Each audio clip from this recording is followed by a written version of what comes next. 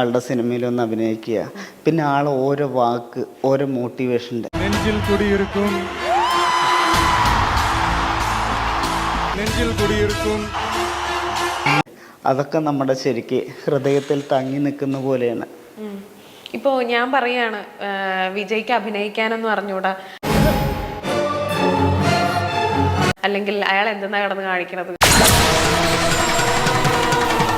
വെറുതെ അവിടെ ഇവിടെ ഇടിച്ചിടിച്ച് എന്താ പറയാ അങ്ങനെ നടക്കുന്ന വലിയ അഭിനയവും കാര്യങ്ങളും ഒന്നുമില്ല എന്നുള്ള രീതിയിൽ ഞാൻ പറഞ്ഞ എൻ്റെ അടുത്ത് എന്താ പറയാ?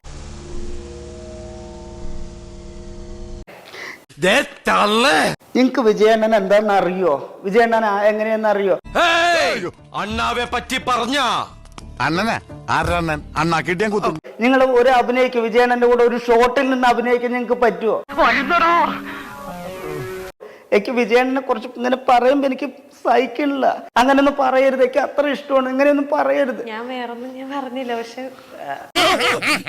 നീ ഒന്നും പണയണ്ട. ആൾക്ക് അഭിനയിക്കാൻ അറിയാം, അതുകൊണ്ടല്ലേ ഈ ലോകം മൊത്തം ഇഷ്ടപ്പെടുന്നത്, എല്ലാവരും ഇഷ്ടപ്പെടുന്ന പോലെ. ഇങ്ങനെയൊന്നും പറയരുത് കേട്ടോ. എങ്ങനെ ചേട്ടൻ ഇമോഷണലി കുഴപ്പമില്ലല്ലോ. ഞാനൊരു ക്വസ്റ്റ്യൻ ആയിട്ട് ചോദിച്ചതാ.